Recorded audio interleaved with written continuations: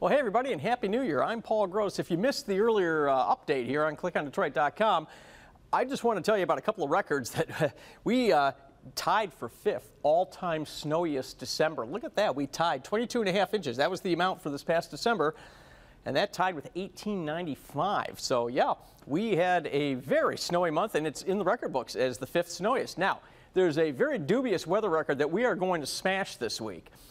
Consecutive days with highs below 20 degrees. The current record is 11.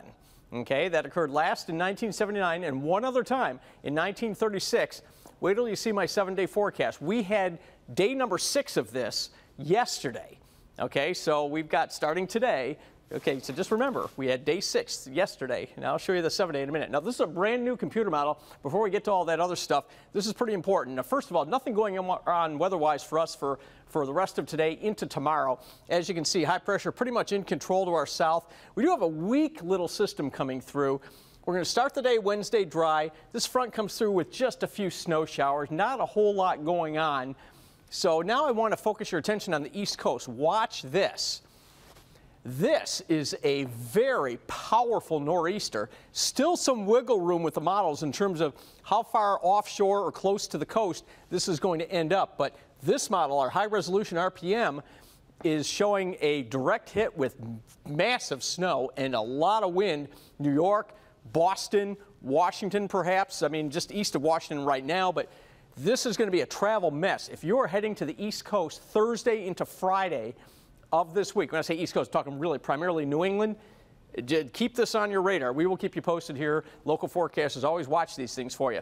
So for today, we've had a lot of clouds. There is some areas of breaks coming down for part of the afternoon, so we get some open sky, but then clouds do roll back in at some point. So we're going to call it more clouds than sun, but there will be some sun. 12 for the high, wind chills staying below 0. So now remember what I told you earlier? Yesterday was day 6 in highs below 20. Here's 7, 8, 9, 10, 11. Saturday will be 12. So right now it's looking like almost a certainty that we're going to break that record, a very dubious weather record around here. And we're not even in the worst of the cold wave right now. Look at this, Thursday into Friday. Single numbers for highs, well below 0 for lows. Finally, we see 20s by Sunday. And I know that's all so depressing, but I have to finish with some good news. You may not have noticed it yet, but we're getting more and more daylight now. So today, 9 hours and 10 minutes of daylight. Look at this. By the end of the month, we will be up to 10 hours and 28 minutes and more than an hour of extra daylight. So that's something to look forward to this month.